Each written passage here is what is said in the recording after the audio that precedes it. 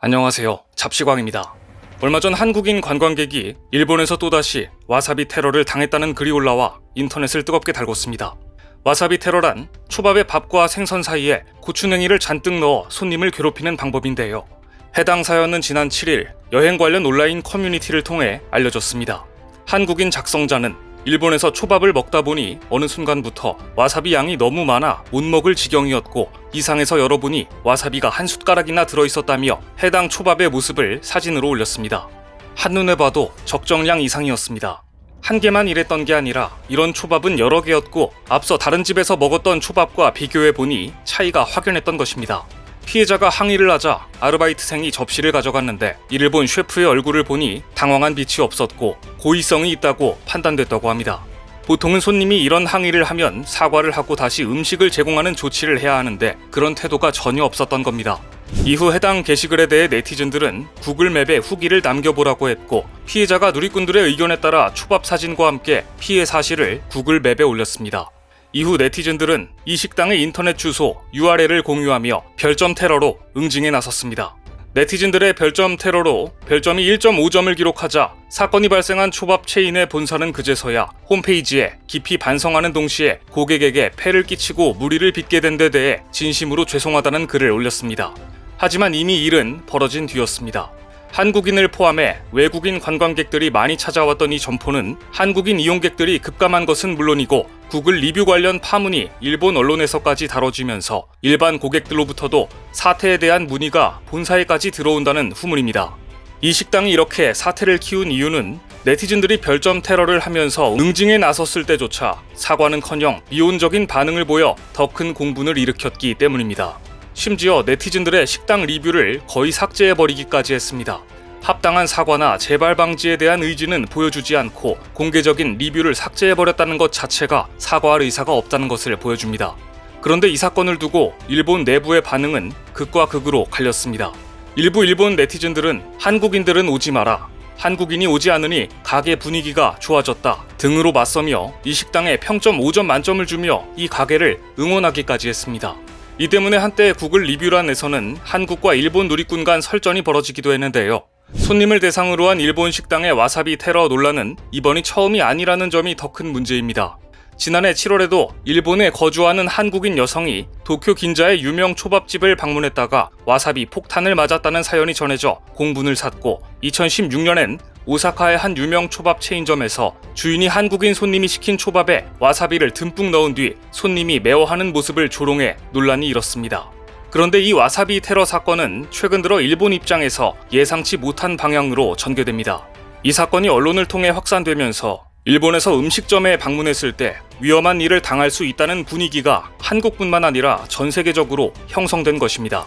결과적으로 일본의 국가 이미지에 악영향을 미칠 정도로 큰 논란이 되고 말았습니다. 한때 일본 네티즌들은 한국인들은 오지 않아도 된다며 큰 소리를 치는 분위기였지만 이런 반응들이 논란을 더 키웠고 논란이 커지자 관련 이야기는 더욱더 기사화되어 해외에까지 퍼졌습니다. 사실 이 사건의 내용을 자세히 들여다보면 일본에게 긍정적인 부분은 단 하나도 없습니다. 급기야 최근에는 일본 언론들까지 나서 와사비 테러 파문 때문에 일본 음식에 대한 이미지를 퇴색시키고 있다며 심각한 우려를 표했는데요. 일본의 유력 경제주간지 도요 케이자이는 후쿠오카 와사비 테러 파문과 관련해 일본 내에서조차 지금도 이런 점포가 있다니 믿을 수 없다는 반응이 나오고 있다. 이런 일이 일어났을 때 전 세계인들이 일본 음식에 대해서 갖고 있는 안전과 청결의 이미지가 퇴색한 것은 부정할 수 없는 일이라고 우려를 표했습니다. 대체 일본은 어째서 관광객들을 받아놓고 이런 짓을 하는 걸까요? 이 질문에 대한 답을 일본에서 10년간 거주했던 한 영국인 기자가 말했습니다. 최근 트위터에는 10년간 일본 생활을 통해 얻은 통찰로 일본 사회를 비판한 영국 기자의 글이 올라오자 외국인에 대한 일본의 배타성이 얼마나 심각한지 다시 한번 만천하에 드러났습니다. 10년 동안 일본 도쿄 특파원으로 일하다 고국으로 돌아가는 BBC 기자 루퍼트 윙필드 헤이즈 기자는 최근 일본은 미래였다. 그러나 과거에 갇혔다. 라는 글을 올렸습니다. 이 글이 트위터에 올라오자 하루 만에 1만 5천 명이 공감 버튼을 누르고 조회수가 200만 건을 넘는 등 큰 반향을 불러일으켰습니다.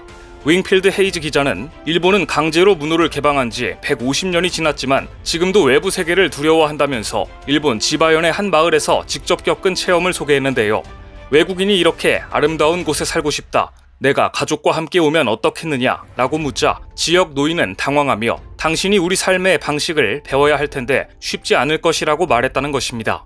기자는 마을이 소멸의 길을 걷고 있는데도 외지인들의 마을 침공을 더 나쁘게 보는 일본인의 태도를 지적하면서 이처럼 일본은 인구라고는 겨우 60명이 사는 이 마을에서조차 외지인들이 오는 걸 반가워하지 않는다.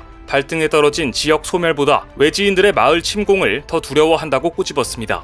코로나19 감염자가 폭발적으로 증가했을 때 일본처럼 외국인 입국을 철저하게 막은 국가도 드물었는데요. 이 역시 결국 방역보다는 일본인들의 외국인에 대한 배타성이 저변에 깔린 정책이었던 것입니다. 윙필드 헤이즈 기자는 일본을 잘 모르는 외국인이 아닙니다. 일본인 여성과 결혼해 새 자녀를 두었고 10년 이상 일본에 살았기 때문에 그의 신랄한 비판은 많은 이들의 공감을 받았습니다. 그는 이렇게 지적했습니다.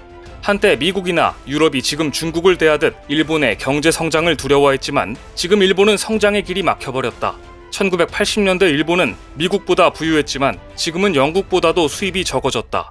일본에서 주택의 가치란 일단 사면 가격이 점점 떨어지는 자동차와 같다.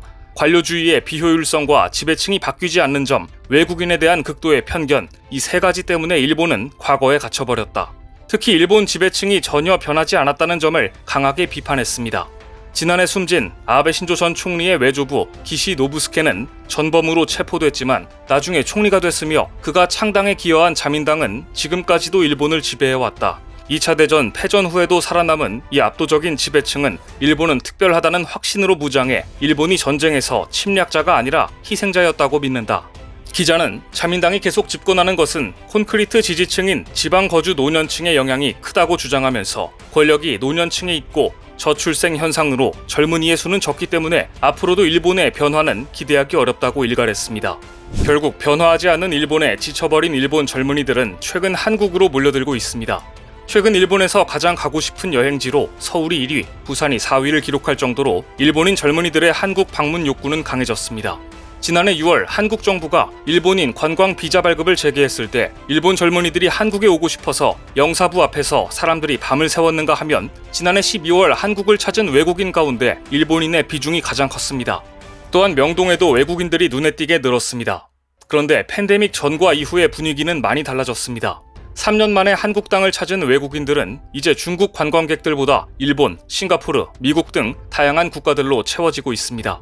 만년 1위였던 중국 관광객들은 9위권으로 떨어지고 일본인이 1위를 차지했으며 서방과 동남아권 관광객들이 중국의 빈자리를 대체하고 있는 이유는 컨텐츠 강국으로 도약한 한국의 매력을 느끼는 세계인들이 그만큼 많아졌기 때문입니다. 외국인 관광객들이 늘면서 면세점도 부활의 신호탄을 쐈는가 하면 올해 눈에 띄게 외국인 관광객들의 필수 코스가 된 곳이 있는데 바로 한국의 편의점입니다.